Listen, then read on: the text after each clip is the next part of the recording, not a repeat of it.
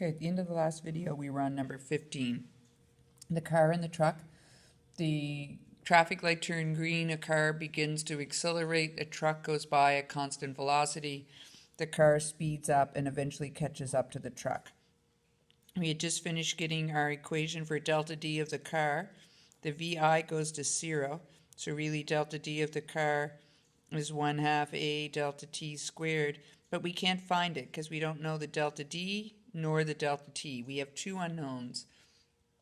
And from math, hopefully you might know that every time you have two unknowns, it means you need two equations.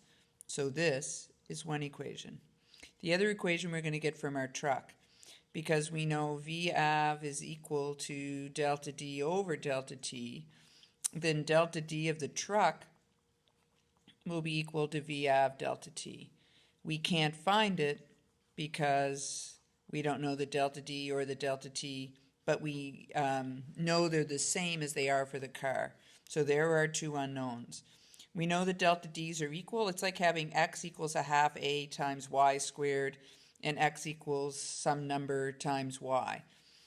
Both of them are equal to x, so we can set them equal to each other, right? If delta D of the car equals delta D of the truck, then 1/2 A delta T squared must equal VAV delta T. Delta T in both terms, so you can divide by a delta T to get rid of it out of this term with the VAV and to get rid of the square here. So you're left with 1/2 A delta T equals VAV. Multiply both sides by 2, divide by A to get the T alone, so 2 VAV over A. And now fill your numbers in. 2 times 21 meters per second divided by 6 meters per second squared. 42 on the top, 42 divided by 6 should give us a time of 7 seconds. Going back to look at the question, it says how far will the car have traveled? So if we want to know how far the car has traveled, we now have to take that 7 seconds and go over here and do delta D of the car is equal to 1/2 6 meters per second squared times 7 seconds squared. 7 squared is 49. Half of 6 is 3. So 3 times 49 should be 147 meters. If you want to confirm you got it right, stick it in here, and it would be 21 times 7, and you get 147 meters. So it means we did it right. Part B says, how fast will the car be traveling when it overtakes the truck? So now you're looking for the VF of the car. Okay? You have the VI, it's 0. You have the A, it's 6, and we now have the T, it's 7 seconds. So we can do A equals VF minus VI, this is part C, over delta T. VI is 0, you want VF, it's just going to be A delta T. So VF equals 6 meters per second squared times 7 seconds. VF equals 42 meters per second. All right, and there's number 15 done. All right, number 16. Number 16 says the drivers of two cars in a demolition derby are at rest 100 meters apart.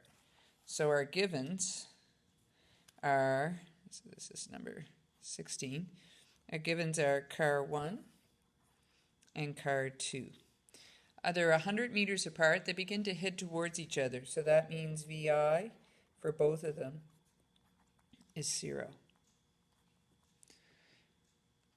They both are accelerating a constant 2.5 meters per second squared. So both of the accelerations are 2.5 meters per second squared. They're 100 meters apart.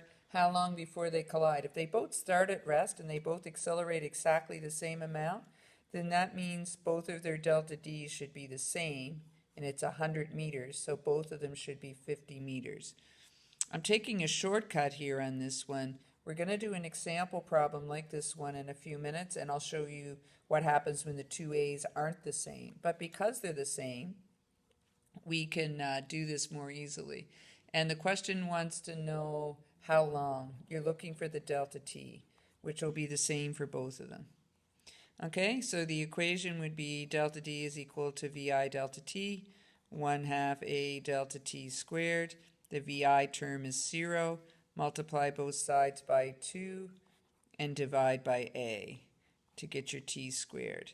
So then T squared should be equal to 2 times 50, it's about 100, divided by 2.5 meters per second squared, which should be 40 seconds squared.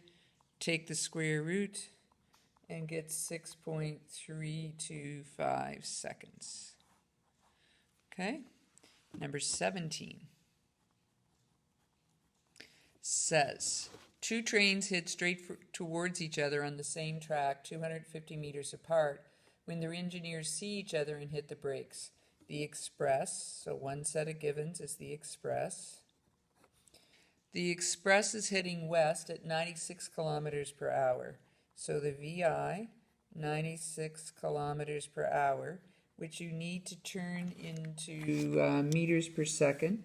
And when you do, you should get 26.6 repeating meters per second. Slows down at a rate of 4 meters per second squared. So negative 4 meters per second squared. While the flyer, the other train, is initially traveling 110 kilometers per hour. So the VI for that one, 110 kilometers per hour, changed to meters per second is 30.5 with the 5 repeating. Slows down at a rate of 3 meters per second squared, so negative 3 meters per second squared. Will they collide? Will they collide before they stop? VF is 0. Obviously, they're not going to collide after they stop.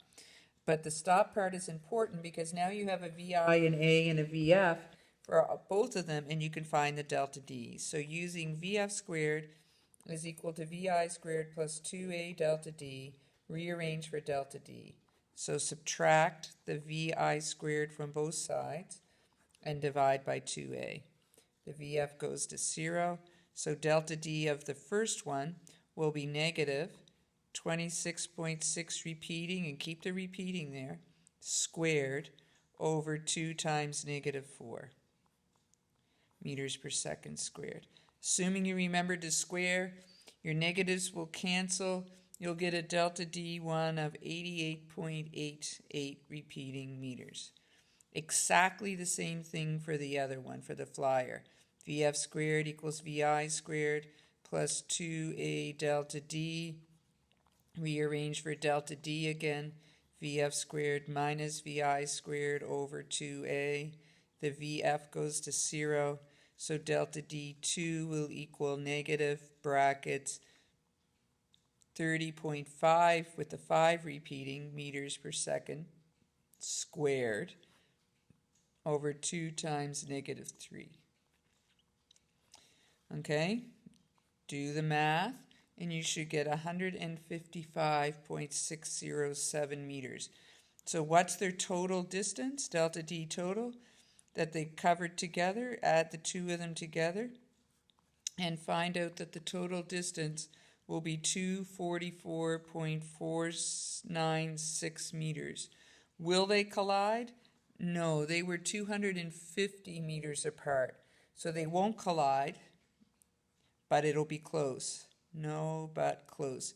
Probably the conductors in the watching and from the trains would be very scared because they're within 5 meters of almost 5 meters from each other. So it could be kind of terrifying. Okay, so there were all your homework questions. Now it's time to look at a few more examples. Okay.